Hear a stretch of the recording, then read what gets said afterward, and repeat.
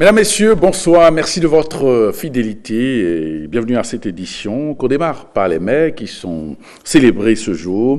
Elles sont plus honorées, ces mamans dont les enfants vivent avec un handicap.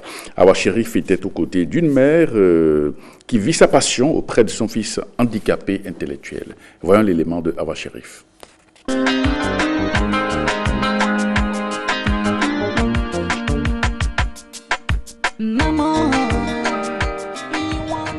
L'image de l'amour d'une mère pour son fils. Rekis, un handicapé intellectuel, infirme moteur cérébral depuis 27 ans. Sa toilette et tous ses petits soins sont le quotidien de sa mère. L'histoire d'un ange gardien dans la peau d'une maman est celle d'un grand enfant pour qui une mère vaut un amour au-delà de son handicap. Le matin, s'il se lève, on se brosse les dents. Comme il a mangé, il a fait sa sieste, il s'est levé, on va encore brosser les dents avant qu'il aille à l'activité de l'après-midi. L'enfant, il est un IMC, infirmité motrice cérébrale. Quand il est né, il n'a pas crié aussitôt, donc on l'a réanimé. Donc c'est ça qui a fait qu'il a un handicap IMC. Et je sais qu'il est grand, mais comme il n'est pas autonome, donc je suis obligée de lui faire. Donc comme il ne peut pas faire, je suis là, je vais lui faire ça, il n'y a pas de problème pour ça. C'est mon enfant. Donc tout à l'heure, il m'a dit de lui gratter sa tête. Donc il prend ma main, comme il ne parle pas, il s'exprime à sa manière. Donc il a pris ma main de lui gratter sa tête. Donc j'ai pris ça, je lui ai gratté la tête.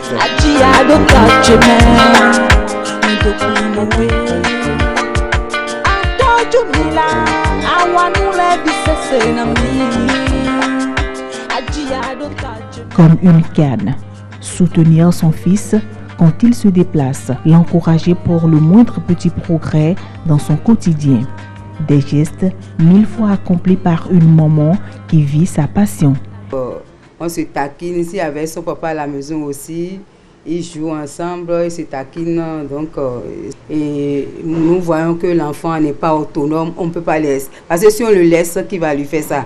Donc je suis sa maman et donc je dois m'occuper de lui jusqu'à la fin de mes jours. Si le Seigneur m'appelle, donc et je suis fière avec ça. L'amour d'une mère est que la maman va s'occuper de l'enfant, et l'amour maternel. Même si l'enfant fait quelque chose, tu le tapes un peu après, tu l'appelles et tu le chéris prochainement pour pouvoir faire ça. Maman,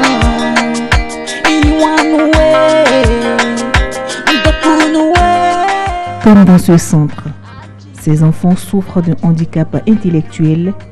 Et ici, ils sont accueillis et traités dans les règles de l'art. Les enfants qui sont ici, les jeunes, des enfants et les jeunes de la chrysalide, nous les appelons les challengers parce qu'ils ont beaucoup de défis à relever. Si vous et moi, si tout le monde a des défis, pour eux, les défis sont au quotidien. Pour certains, ils ont des difficultés pour parler, des difficultés pour apprendre et retenir. Mais de manière générale, il y en a qui parlent, il y en a qui n'arrivent pas à parler avec les mots, mais avec les gestes, on peut se comprendre. Donc ici, tout ce que nous cherchons, c'est le plus d'autonomie possible et l'épanouissement de ces jeunes-là.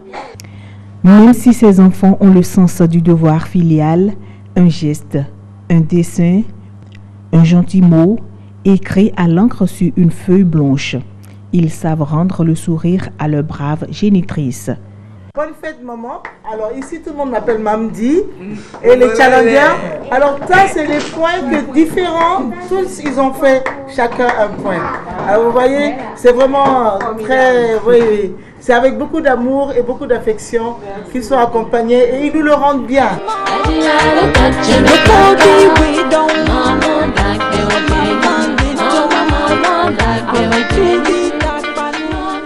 Pour ces enfants handicapés intellectuels, l'amour d'une maman apparaît comme le bien le plus précieux au monde.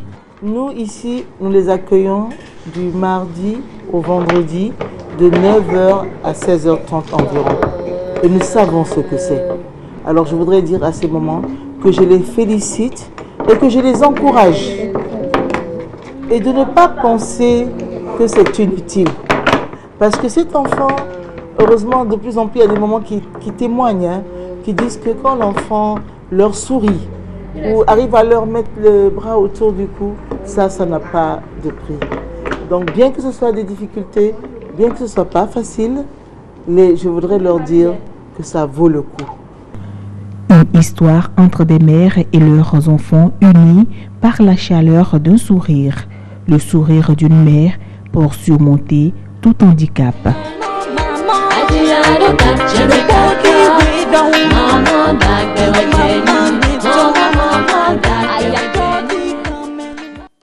Et dans les églises, on a également célébré les mères. Blaise Adanko et Ernest Tétégou ont parcouru, sillonné quelques églises de Cotonou. Et voici l'ambiance qu'ils nous ont rapportée. Église biblique du Saint-Esprit, temple de l'excellence d'Akpakpa. À l'intérieur, le culte du dimanche est célébré. Il est à l'honneur des mères en ce jour consacré à elles. Mais nous voulons alors passer par cette occasion pour dire alors merci à nos mamans pour le travail qu'elles font, pour l'éducation des enfants, pour la souffrance qu'elles endurent. Elles sont prêtes à tout faire à la maison. Les femmes vraiment sont une valeur précieuse que Dieu a placée aux côtés des hommes. Nous avons besoin de nous réjouir. Et les mamans aujourd'hui sont célébrées à l'EBSE de façon particulière. Vous avez vu, nous sommes habillés en blanc avec foulard bleu. C'est l'expression de notre choix. Femmes et combat spirituel, c'est le thème autour duquel se célèbre la fête des mères dans ce temple. Comment faire pour pouvoir avoir la victoire sur ce combat? Femme, tu dois te contrôler toi-même. Tu dois te lever sur toi-même. Tu dois travailler sur ta vie. Tu connais tes faiblesses. Tu fléchis les genoux. Tu t'attaches à ce Dieu. Quand nous lisons Proverbe 31, la Bible nous dit que la femme vertueuse, c'est celle qui sait tout ce qui se passe dans sa maison. C'est celle qui veille sur tout ce qui se passe dans sa maison. Mais nous croyons que la femme a été positionnée à côté de l'homme pour un but divin. La Bible déclare la femme sera une aide à côté de l'homme. Ça veut dire qu'il y a encore des failles, des défauts dans la vie de l'homme et seules alors les femmes peuvent alors boucher le trou. Un peu plus loin, à l'église évangélique Omega à Fidjurosset, les mérites de la mère lui sont reconnus. Les hommes aussi reconnaissent l'importance des femmes. Ils passent un à un saluer chacune d'elles en signe de reconnaissance. Vous pouvez, si vous battez au soir, vous devez avoir Jésus dans vous. Vous devez recevoir Jésus dans votre vie. Je crois en Jésus-Christ.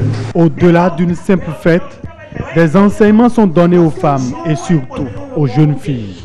Un accent est mis sur le rôle de la femme dans la société et surtout dans le foyer.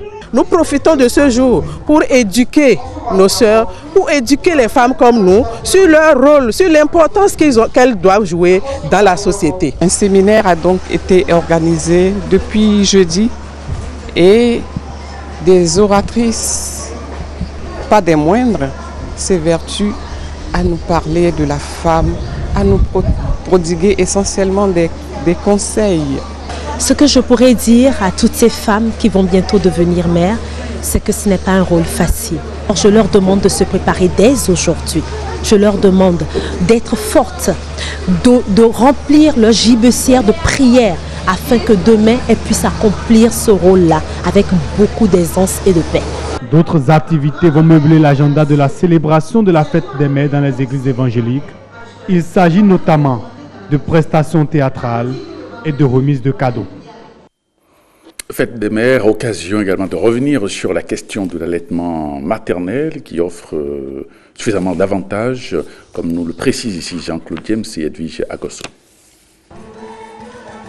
Si la grâce d'avoir un enfant est un chantier commun pour l'homme et la femme, seule la mère a le pouvoir d'allaiter le nouveau-né.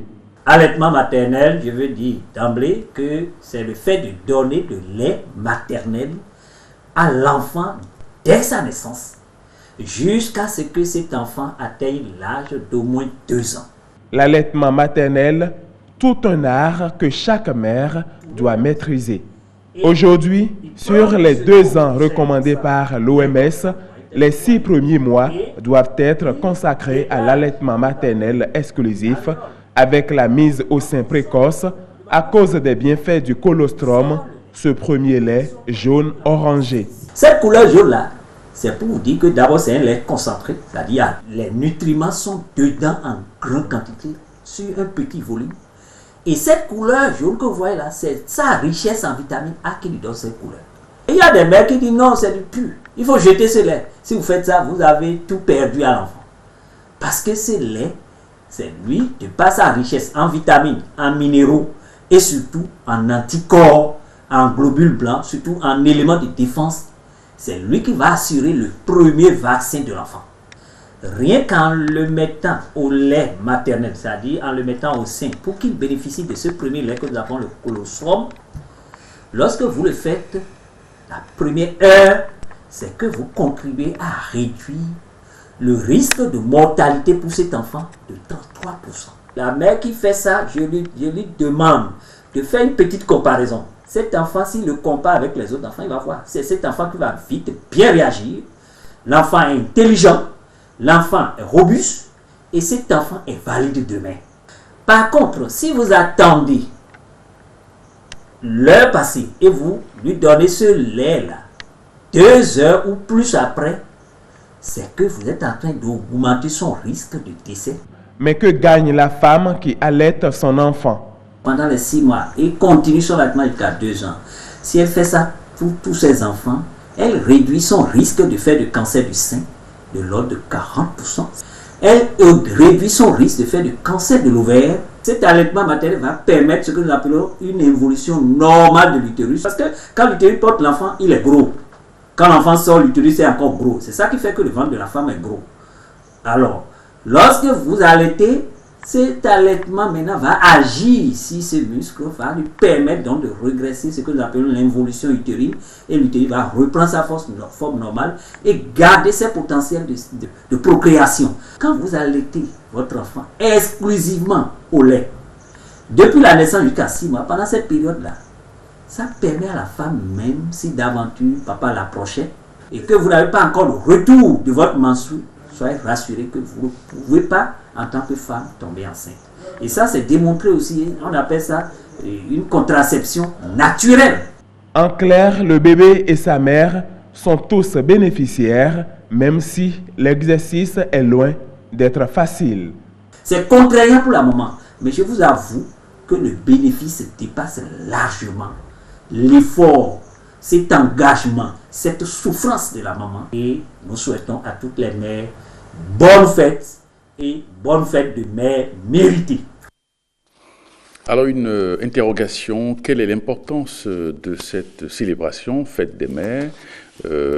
Quel sens peut-on donner donc à cette célébration? Eh bien, quelques Béninois, quelques Cotonois rencontrés dans la rue se sont prêtés volontiers à cette question posée par celle d'Ancy. La fête des mères, c'est le moment où tout le monde doit se remettre en question et valoriser la femme. Parce que toute femme est une potentielle mère. Ce n'est pas le fait de ne pas avoir un enfant pour dire que vous n'êtes pas une mère. Non, non, non. Tout le monde, toute femme est une potentielle mère. Donc c'est le moment choisi pour plus valoriser la femme, parce qu'on doit tout le temps valoriser la femme, mais plus montrer notre amour à la femme. Je pense que la femme est le nerf de la famille. C'est vrai qu'on dit souvent que le père, il est le chef de famille, mais derrière le chef de famille se cache une femme qui est son aide. Et sans elle, le chef de famille ne peut rien faire. La preuve, c'est que l'homme est souvent dehors, à la recherche du gain. En tout cas, tout ce qui est dépense dans le foyer, c'est souvent, on attribue ça souvent dans nos coutumes. Alors, même si aujourd'hui, les femmes travaillent, mais si la femme n'est pas là, vraiment, déjà, il faut voir, quand la femme n'est pas à côté, l'éducation des enfants, c'est raté. Donc la femme est indispensable à la fois pour ses enfants et pour son mari. Maman, elle mérite beaucoup de trucs, elle supporte beaucoup de choses pour nous. Donc même si cette fête n'est pas créée, je crois qu'il urge de penser à la chose et d'en faire une grande fête. Parce que il n'y a pas, quelle que soit la personne, que ce soit un président, même un mendiant, il a forcément pris part d'une mère. Ouais, donc je crois que, surtout quand vous faites un tour à l'hôpital, à la maternité, vous voyez ce que subit nos mères avant d'accoucher. Je crois qu'elle mérite d'être honorée. J'aime ma mère. Merci maman.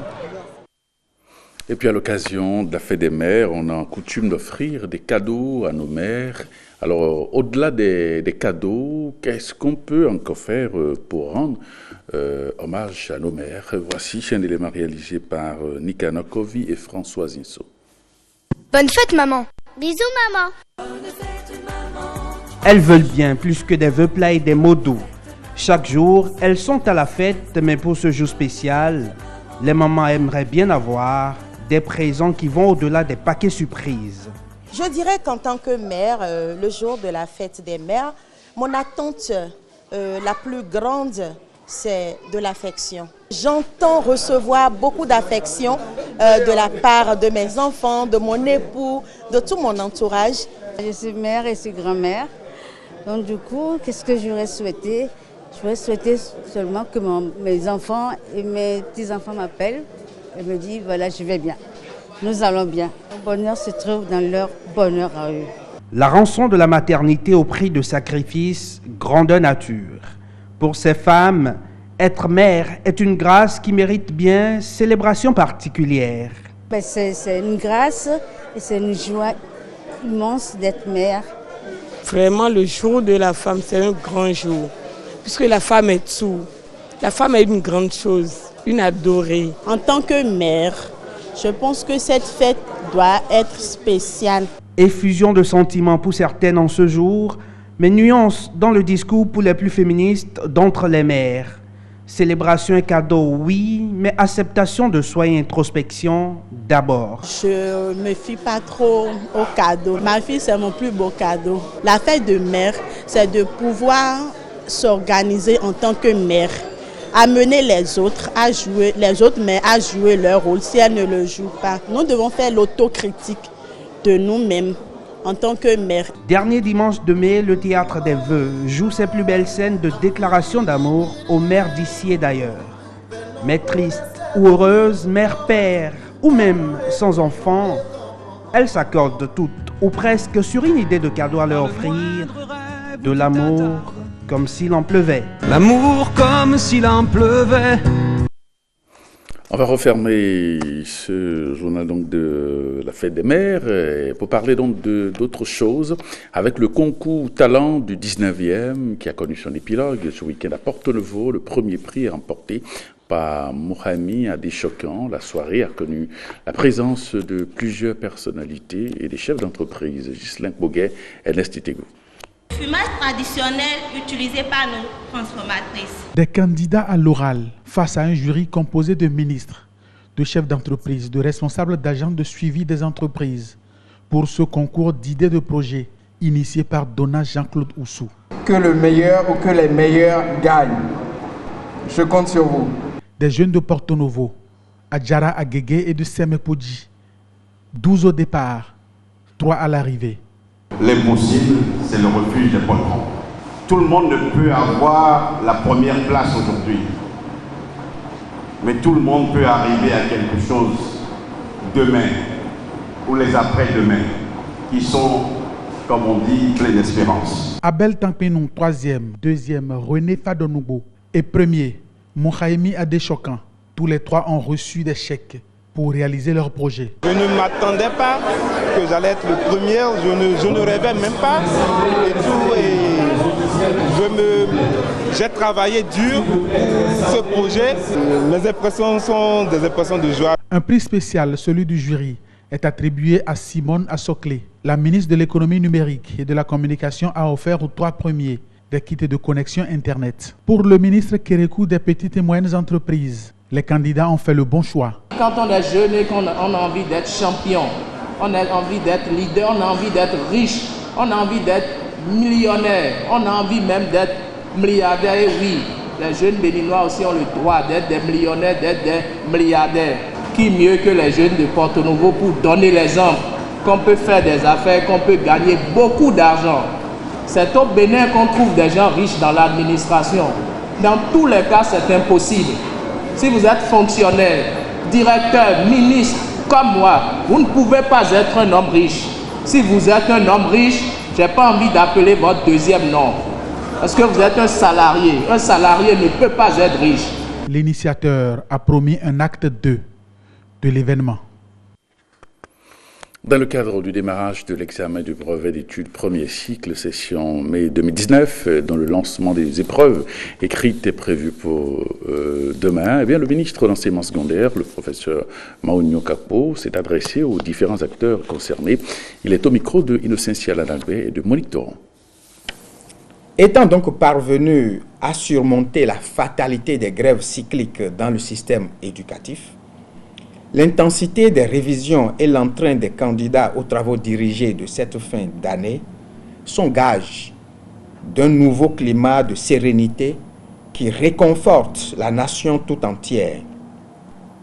Mes chers compatriotes, voilà donc le contexte dans lequel, ce lundi 27 mai, sur toute l'étendue du territoire national, nos enfants des classes de 3e et autres composeront à l'examen du brevet d'études du premier cycle, BEPC, session de mai 2019.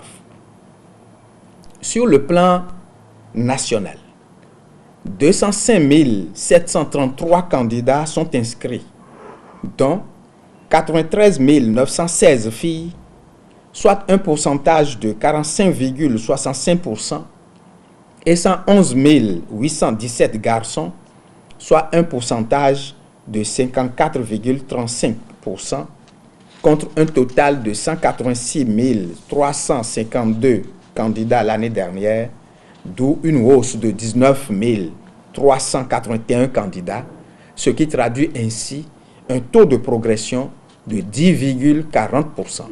De cette augmentation de l'effectif des candidats résulte une augmentation de 18 nouveaux centres de composition, car les candidats composent dans 287 centres cette année contre 269 en 2018.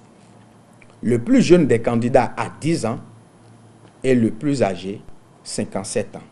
Je voudrais, au nom du gouvernement, rassurer la nation tout entière que toutes les dispositions nécessaires sont prises pour que les compositions se déroulent dans les meilleures conditions.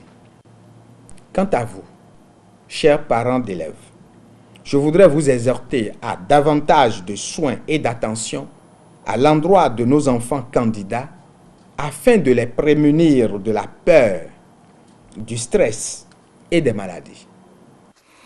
Du lundi 27 au jeudi 30 mai se tient à Cotonou la 36e session du Conseil des ministres du CAMES, le Conseil africain et malgache pour l'enseignement supérieur.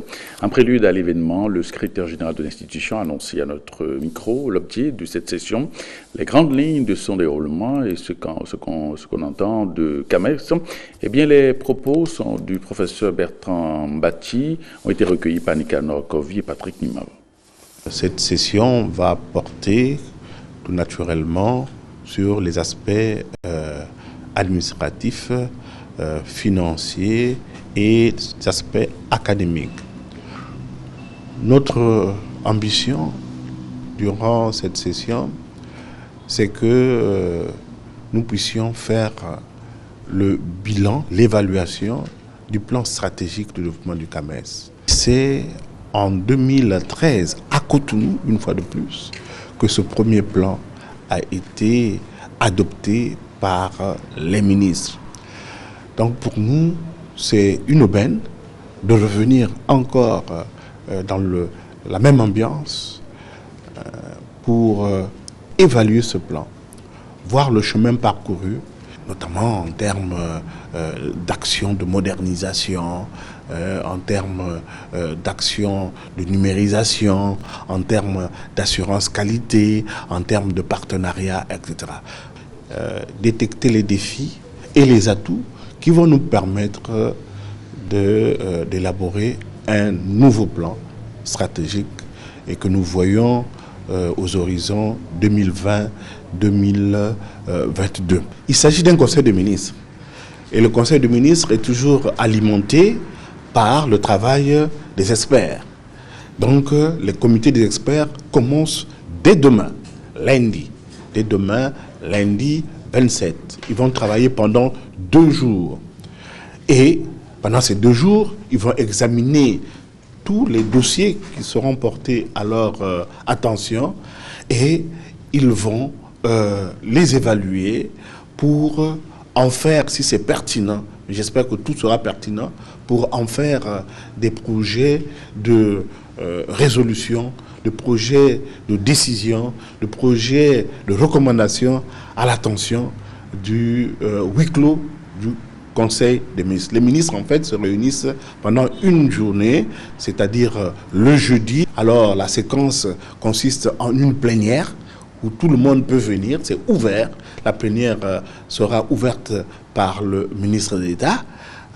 Et puis, après cette phase de première, où il y aura des partenaires, etc., il y aura le travail en huis clos, où les résolutions seront examinées en profondeur pour booster une fois de plus notre institution panafricaine de référence. Vraiment, nous espérons qu'au sortir d'ici, notre institution va encore gagner en puissance. Conservation des récoltes dans les zones de production. Au Bénin, 24 magasins de stockage des graines ont été construits sur toute l'étendue du territoire national. L'objectif, réduire les pertes post-récolte et faciliter le développement des unités de production. La cérémonie officielle de rétrocession des 10 magasins a eu lieu ce week-end à Parakou. Mais avant, une délégation du ministère de l'Agriculture, de l'Élevage et de la Pêche était sur les différents sites. Suivez le compte-rendu de Rebecca Kandiaoune et de Alexis Sebéman. Un magasin de stockage d'une capacité de 4000 tonnes. Nous sommes ici dans la commune de Glazoué, dans le département des Collines. Un joyau érigé pour réduire les pertes post-récolte et faciliter le développement des petites unités de production. Il y a 6 magasins de 1000 tonnes, il y a 15 magasins de 2000 tonnes, il y a un magasin de 3000 tonnes et 2 magasins de 4000 tonnes. Donc l'ensemble de ces magasins offre, disons, une surface de stockage de plus de 20 000 m², ce qui correspond environ à 47 120 tonnes de stockage de tonnage ordinaire et un volume utile estimé à plus de 122 000 m3. Au total, 24 magasins de stockage de différentes capacités ont été construits dans 10 départements du Bénin, tous entièrement équipés. La construction des magasins est accompagnée, disons, de la mise à disposition de certains équipements de préconditionnement et de conservation des récoltes. Il y a eu au total 24 balais, il y a 24 bascules ordinaires de 200 kg, il y a 24 humidimètres, il y a 24 disons, échantillonneurs et un certain nombre de vanneuses qui seront réparties. Filière ananas, filière maïs, filière coton et riz, aucun de ces secteurs clés pour le développement de l'agriculture au Bénin ne sera du reste. Ce domaine de 100 hectares visité ici par la délégation ministérielle située dans la commune de Tchaourou, précisément dans le village de Kassouala, en est la preuve. Il est destiné à la culture du riz. Grâce aux eaux du fleuve Okpara, 2 systèmes seront mis en place pour permettre d'alimenter le sol et les cultures. Il y a un système de pompage qui est prévu. Le système de pompage qui était prévu, c'était un système mobile.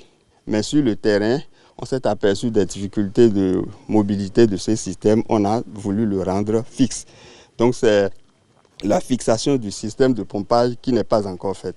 Sinon, les périmètres sont déjà aménagés. L'année dernière, ce même domaine a déjà permis aux cultivateurs de cette région de produire du riz. Cette année, ils sont convaincus qu'avec l'aménagement de ce territoire, ils vont en produire davantage. Ce projet nous avantage beaucoup à produire et à s'enrichir notre Bénin et particulièrement notre milieu, Kassouala ici. Et ça encourage beaucoup les jeunes de travailler et avoir d'espoir. Ces réalisations sont toutes issues d'un projet, celui mis en œuvre par l'UEMOA. C'est une des politiques agricoles de l'institution dans le but d'appuyer les États membres de l'Union dans le renforcement des capacités de stockage des graines dans les pays. L'UEMOA a décidé de contribuer à l'amélioration de la sécurité alimentaire au Bénin, tout comme dans les autres États membres, par la sécurisation de la production agricole, en garantissant la qualité des graines à travers la construction des magasins de stockage, l'acquisition de matériel de pré-nettoyage et de conditionnement et la formation des populations bénéficiaires. Entièrement financé par l'UEMOA, le projet est d'un coût global de 2,6 milliards de francs CFA. Les travaux ont démarré en mars 2015. Aujourd'hui, c'est la cérémonie officielle de rétrocession des ouvrages. Permettez-moi, pour ne pas être très long, de remercier fondamentalement l'UEMOA pour avoir mis 2,6 milliards de nos francs pour construire 24 infrastructures de capacité progressive de 1000 tonnes, 2000 tonnes, 3000 tonnes, 4000 tonnes, surtout à côté de nos deux usines de décortiquage de riz, pour nous permettre de garder, de stabiliser notre production et de pouvoir le placer sur les marchés porteurs. Monsieur le représentant résident, je vous prie de transmettre à la commission de l'UEMOA la reconnaissance du gouvernement béninois pour l'œuvre que vous avez accomplie. Aucun de ces magasins, aucun de ces 24 magasins ne sera mal tenu. Aucun ne sera mal tenu. Le projet prend également en compte un appui pour le suivi de toutes les activités du Bénin, notamment les structures techniques du ministère de l'Agriculture, de l'Élevage et de la Pêche. Eh bien, ce journal se referme. Merci pour votre fidélité. À 23h30, Jérôme Mouba pour le JT Soir. Merci et à demain.